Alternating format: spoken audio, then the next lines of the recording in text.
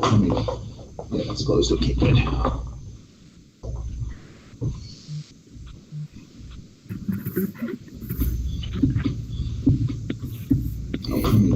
Coming. It's closed. Okay, good. It's closed. Okay, good.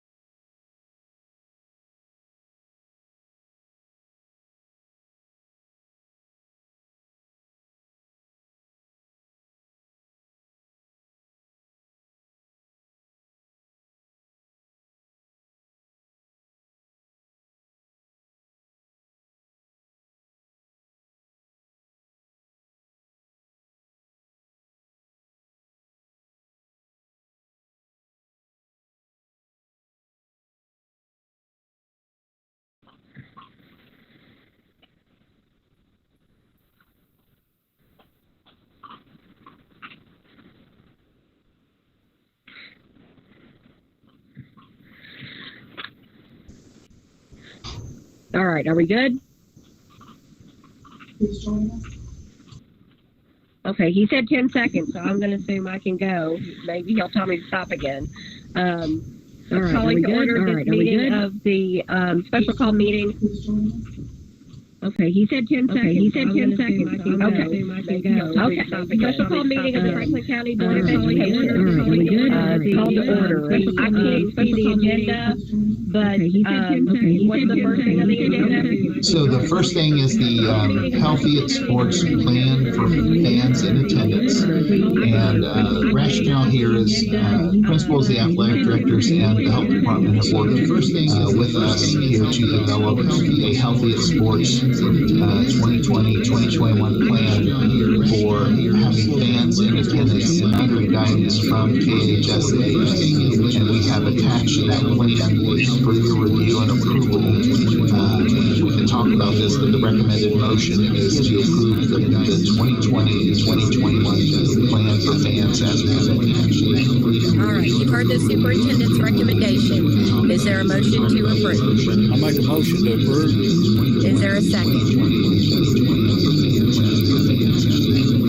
Can you hear me? So moved. Second. Okay. All right. Any questions? And I guess, Mark, just give us a rundown, please.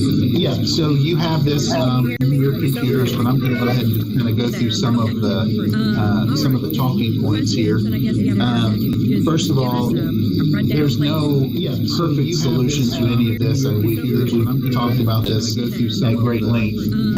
We definitely, in listening to the KHSA guidance about allowing fall sports to continue, we want to be as safe as we possibly can, but we do also want to give our parents an opportunity to watch their sons and daughters compete in these events. And in working towards this plan, and we met with Judy Mattingly with the health department, we have kind of laid out a few things. And again, there's nothing that's going to be perfect about this, but we feel like this is a pretty good compromise just in terms of still allowing parents to see their children while also maintaining all of the guidance in terms of social distancing and healthy guidance from the health department. So, number of fans allowed, we would allow 2 fans for each player or cheer team member or dance team member to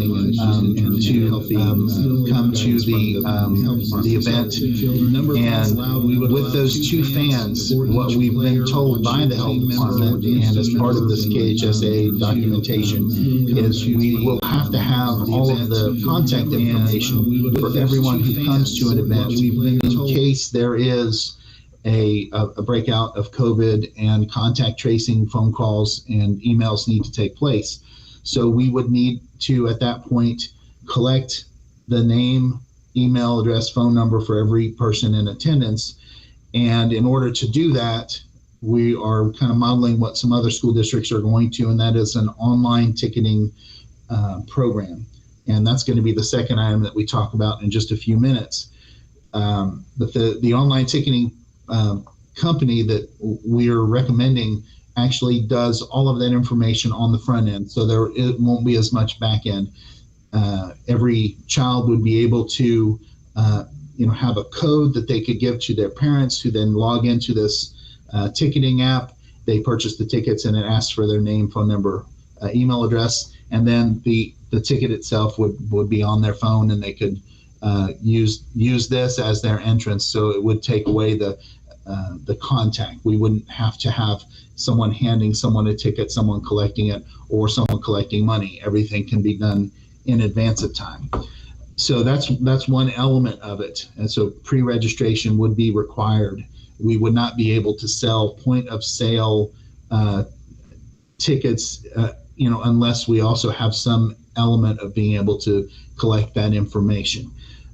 Safety and contact tracing is the second element of this plan. And I already mentioned the names and phone numbers. We would also have to do temperature checks of everyone entering either the stadium or the arena or gymnasium. Masks are going to be required for all fans and should be worn at all times. That's direct guidance from the Kentucky Department of Education, as well as the KHSAA and the health department. Seats are going to be marked so that if two members of the same household, they would obviously be allowed to sit together, but then there would be a 6 feet radius around where those seats would be, where we would put caution tape. So we could ensure social distancing in the at the event. 6 feet distance reminders will be placed also in common areas, as well as mask and symptom reminders. So places like restrooms, entrances, etc. We would have a one-way entry and a one-way exit from each facility where we have a sporting event. And then, of course, public health guidance would be posted for the restroom usage. And we would do thorough cleaning in between any event as well, and disinfection. So we will, obviously, this is going to require us to have some additional security at each one of these events, as well as ticket takers, and it may require some additional custodians. For concessions, there's been a lot of questions about what would concessions look like. The only thing that we could do in terms of concessions would be some grab and go style concessions, things that are pre-packaged. And again, the whole goal is to try to eliminate as much contact as possible. So we do have some options with our online ticketing program that could potentially provide some scenarios there, and I'll be glad to talk about that in just a few minutes. All schools and those with smaller facilities could adapt plans with additional restrictions as needed. And again, this plan, if you all approve it tonight, is subject to adaptation based on any further guidance that we receive from the health department or from KHSA or the Kentucky Department of Education. So it may be something that, again, like we've seen with all of this, has been a little bit fluid. So there could be some changes made to it. But I'd be more than glad to answer any questions. I appreciate the work that Mr. Roush, Mr. Lewis, Ms. Spickard, Mr. Miller, and Miss Mattingly and Mr. Rohde and Miss Allison, they all played a big role in putting this plan together, and also Miss Roberts for really literally putting this together. So, but I'd be glad to answer any questions that you have. Mark, I just want to say I think I'm glad to see something moving forward here. I think having a little bit of normalcy for these children is needed, because these kids, the more I hear psychologists speak, this is something that's highly needed. So this way, there can be some normalcy. I know it's not going to be the best scenario, but it's the best that we've got. And as we work through this, and hopefully in the next couple of months, there'll be a vaccine and we can get back to normal. That would be great. And I will say that this will give us an opportunity to, again, further test those protocols. So, and the ability for us to take temperatures, to thoroughly disinfect, to ensure the hand sanitizing is taking place, and just to test out the ability for us to create a safe environment. And with the hopes of, again, when we are able to bring students back, this will give us some ability to work through some of those issues. And I've heard from, like I said, there, all the players and everybody that's athletic associations that are going to be playing on these fields are really, really excited about getting to play on these fields, and just and the beauty of it has just been wonderful. Yeah, I've heard the same thing, and we're very excited. Absolutely. Are there any other questions that you all have? All right. If there's no other questions, all in favor of the superintendent's motion or the superintendent's recommendation, indicate by saying aye. Aye. Any opposed? All right. Motion carries. All right. So the next item on the agenda is the hometown ticketing agreement. We have well, before I start talking about it, let me just read the rationale in the motion. Okay. The rationale is we do need to have an online event ticketing platform agreement, and we have worked to put one together with a company which is attached, and the recommended motion is to approve the hometown ticketing agreement as presented. All right. You've heard the superintendent's recommendation. Is there a motion to approve? Make a motion. Is there a second? Second. All right. So tell us about this contract, Clark. Okay, so there is no upfront fee as part of this company called Hometown Ticketing. And what they do is, again, it's a database style program that parents will be able to download an app that's the Hometown Ticketing app on their phone. And then they will be able to purchase tickets to any of our events, whether it's athletic, whether it's drama, even the prom. We could run everything through this particular platform. They can pay online. They can either print a ticket that they would then show at the gate, and we could scan from a distance of 6 feet away, or they can just use their phone as the ticket, and it would have the little QR code thing on it. The great thing about this particular company and why they're really expanding is the contact tracing piece. It does allow us to have the ability to say, okay, in section 1 at Western Hills High School, if we know that there was someone that tested positive, we could then go into this database and say, okay, here's all the people that sat around them in section 1, and here's their contact information. So that's an advantage to it. All of these online ticketing companies all charge a fee with the ticket sale, and most school districts do add that cost, and most schools do add that cost into the sale of the ticket.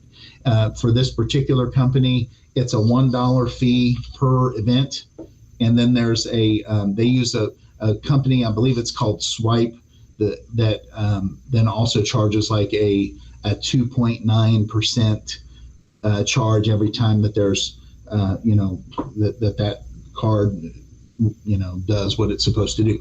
Long story short, it's going to cost a little over $1 per ticket for us to do this. There are companies that don't charge the flat fee. Other companies charge a percentage. Another company that we sought out some information on was a 25% fee, which, depending on the cost of the ticket, could get very expensive. This was the best blend for us of a relatively low cost and also providing everything that we would need it to do. We would love to not have to pass that cost on to any of our attendees, but unfortunately, this is just kind of the cost of doing business in a COVID world. That's the only really realistic way that I can say it. When we have to have all of that information in order for us to, to do this, that's just something that we have to do, and this takes it and makes it very easy for that to happen. Any other questions? I do. Mark, is this something that the booster clubs used to do? So you broke it just a little bit there, but could you say that one more time? I'm sorry. That's okay. Is this something that the booster clubs used to do? So I don't know if they've ever had an online program. I know that I think at Franklin County, they have used a company called GoFan in the past when they've gotten to tournament and they've had to do some online marketing. Just in terms of the suite of features that this thing will allow us to do, it will allow us to do our guest passes. It will allow us to do family passes. There's just a lot built into this particular company that all of us that sat in on the call, it was Mr. Miller, Ms. Spickard, Mr. Lewis, myself. We were very impressed by, I think my question may have been misstated. Is this something that the booster clubs used to do one-on-one in order to make money for the club? And if this be the case, then does this mean if we go with this, will the boosters be losing money? So, no. I think the answer to that is no. The boosters don't ever charge admission for events. That's always been something that the individual school has done. So the boosters generally get their funds from either fundraisers or from concessions. So one thing that we talked about as a potential, something that schools could consider, they could build two different tier structures of pricing for tickets. They could do just the price of a ticket alone, and that gets you entrance. Or, again, to minimize contact, they could do price of I just used the example of a flyer fun pack. So charge $2 or $3 extra, and that would get you one trip to the concession stand. You pay that fee up front, but then you take your mobile ticketing app, and it's redeemed by a scan at the concession stand, and then they would be able to get chips or a can of pop or whatever. And then once, the other advantageous thing about this particular ticketing app is we get those funds immediately. In most of these companies, you have to wait till the end of the month and they take off their fees and then they send you a check. As soon as that swipe happens, we get those funds, and then we would be able then to give those funds to the booster club for the concessions that were sold. And then even if people didn't want to do that, fun pack or whatever you want to call it, there's still an option that we could use point of sale, so it would again minimize contact for concessions at the game. So a long answer to the question is no, it will not impact in any way the money that the boosters will receive. Very good. Okay. Mark, how long is this contract for? So it's a 1-year agreement, just like any other with a government entity. We can't go into multi-year agreements. We have the ability at the end of the year to cancel it or reassess where we are. So it would just be for the rest of this school year. So it would go through June 30th. I'm a little concerned about that, but because I'm kind of hoping that this thing, but like I said, I don't know if they had a 6-month agreement would be really nice and reevaluate. I know with state agencies, a lot of times they'll have an agreement, but it can be terminated with a 30-day out clause if they give them. We do have a 30-day out clause at the end of the contract. I can allay your concerns in one way, though. Just because we enter into the contract, and again, there's no upfront fees, no fees to the district at all, we don't have to use this. Let's say that vaccine comes out, everything goes back to normal, and we don't want to do online ticketing anymore. We can just stop doing it. This is not going to require us to use it for every single event. It's one of those things where it's just pay as you go, if that makes sense. And we would be out no funds if let's say in January, we said, I think we're good with online ticketing. We won't need it anymore. So, Okay, that's just my concern if we had to pay a fee through the end of the contract. yeah, no, we would not. Okay. All right.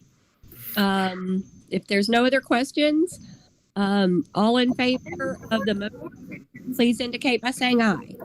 Aye. Aye. All right. Any opposed?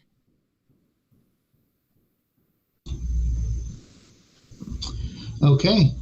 So that really was the only two items that we had. Before we adjourn, I just wanted to again mention to the board members, we are looking to do a second meeting in September. You had asked about doing a meeting where we could discuss some financials and things like that. So I was looking at potentially the September 17th date. If you can just kind of mentally put a note on that date. Now we'll get some more information to you. We have a meeting, a regular board meeting coming up on Tuesday, September 8th, and we could talk about that date then further. But that's all we have. All right. Is there a motion to adjourn? I make a motion to adjourn. Is there a second? So moved. Yes. All in favor, indicate by saying aye. Aye. All right. Aye. Goodbye. We're